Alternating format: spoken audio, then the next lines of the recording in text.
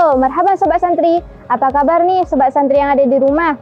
Tahu nggak? Sekarang kita berada di salah satu rumah pejuang kita. Siapa ya? Ya udah, langsung saja. Keep an eye on and lock in.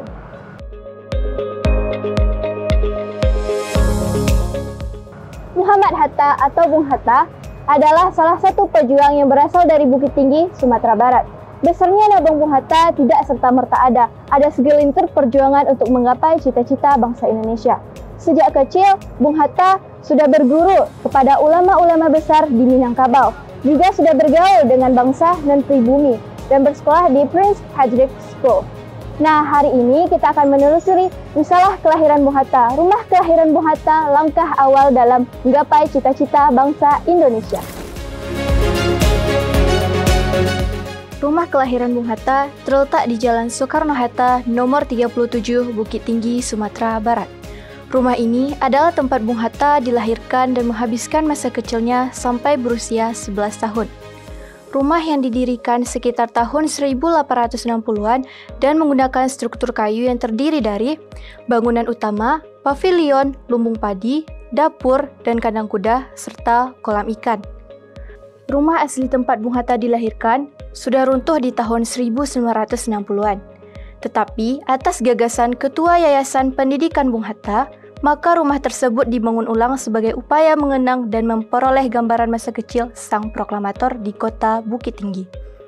Penelitian pembangunan ulang dimulai dari bulan November 1994 hingga tanggal 15 Januari 1995.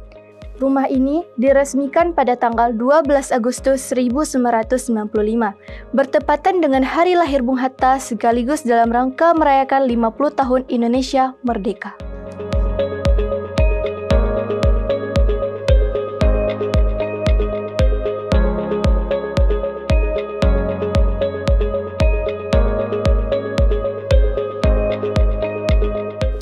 Beliau menempuh pendidikan di Sumatera dan di Batavia. Beliau juga aktif dalam organisasi pergerakan Young Sumatra Nembon dan menjabat sebagai bendahara.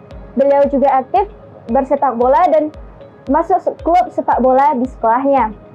Kemudian menempuh pendidikan tinggi ke Netherlands Handelschool School. Beliau mendapatkan beasiswa dari Yayasan Van de Vantal. Kemudian beliau melanjutkan sekolahnya ke Belanda dan berakhir sekolah di Belanda pada tahun 1932. Kemudian beliau kembali ke Indonesia dan melawan penjajahan Belanda.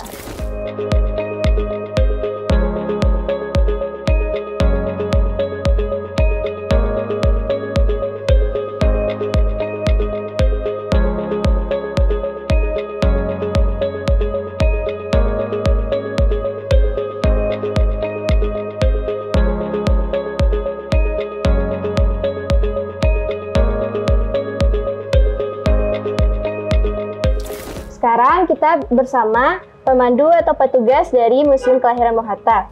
Bagaimana sih Kak kisah di balik kelahiran museum ini Kak? Kan sekarang banyak yang dijadikan objek penelitian Kak. Boleh dijelaskan Kak? Oke baik, Kakak jawab pertanyaan dari Syifa ya. Jadi museum ini itu dibangun, ini udah nggak asli lagi Syifa, udah pembangunan kembali. Jadi museum yang aslinya itu ada fotonya nanti, udah runtuh pada tahun 60-an. Kemudian dibangun kembali lah museum ini pada tahun 1994, selesainya tahun 1995, 1 tahun pembangunan. Jadi pada tanggal 12 Agustus tahun 1995, itu diresmikanlah jadi museum sampai sekarang. Jadi objek yang diteliti oleh peneliti itu biasanya itu ada barang-barang yang asli dari museum ini, atau jumlah kunjungan yang ada di museum ini, berapa kunjungan, misalnya kayak Lebaran itu kan meningkat kunjungannya gitu. Kemudian Kak, gimana sih Kak kisah kelahiran Bung Hatta di Minangkabau ini? Oke. Jadi Bung Hatta itu lahir di rumah ini pada tanggal 12 Agustus tahun 1902, yang mana Bung Hatta itu dilahirkan dari seorang ibu yang bernama Siti Saleha dan ayah yang bernama Muhammad Jamil. Tapi Bung Hatta itu dalam umur 8 bulan sudah menjadi anak yatim karena ayah beliau Muhammad Jamil itu meninggal di umur 30 tahun. Ya, jadi Bung Hatta itu lahir di rumah ini karena lahir itu dibantu oleh dukun beranak namanya. Jadi bukan sama dokter, bukan sama bidan, bukan dibawa ke rumah sakit, tapi ada namanya dukun beranak yang datang membantu persalinan, itu datang ke rumah, makanya Bung Hatta punya rumah kelahiran. Tetapi Bung Hatta itu menghabiskan waktu di rumah kelahiran ini cuma 11 tahun aja. Jadi Bung Hatta SMP-nya udah melanjutkan di Padang, SMP-nya udah melanjutkan di Padang, SMA-nya udah ke Batavia atau di Jakarta, dan kemudian Bung Hatta melanjutkan kuliahnya di Belanda. Gitu. Kan banyak nih Kak benda-benda bersejarah. Ya, benda-benda bersejarah ini banyak kan Kak? Boleh dijelaskan isi-isinya apa aja Kak? Oke, jadi koleksi ya di museum ini itu ada banyak ya, ada dari perabot, dan yang paling menarik di sini di museum ini ada sumur. Sumur itu ada berada di kamarnya Paman Idris. Nanti Syifa bisa lihat. Dan kenapa letaknya ada di kamar Paman Idris? Karena pembangunan kembali rumah ini itu dimundurkan beberapa meter, makanya letak sumurnya sekarangnya ada di kamarnya Paman Idris. Dulunya sumurnya itu ada di belakang rumah. Dan juga ada 20% lagi perabot yang asli di rumah ini. Contohnya ada kerangka dari meja tamu ini, yang kursinya, terus ada lemari lagi di dalam kamar belajar, nanti bisa Syifa lihat. Dan di kamar Paman Idris juga ada kero yang asli gitu. Dan yang lainnya itu udah replika, menyerupai bentuk yang lama. Berarti koleksi yang paling tua itu adalah sumur tadi ya Kak? Iya, benar Pak.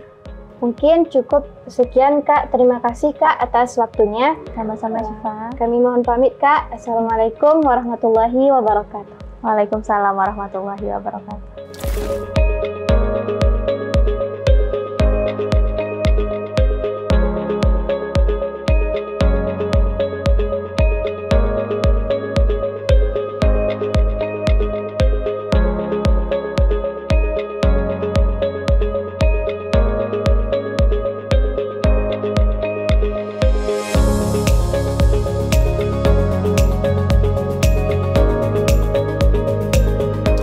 Sungguh mengagumkan bukan kisah kelahiran Bung Hatta? Sudah sepatutnya kita meniru dan meneladani kisah beliau.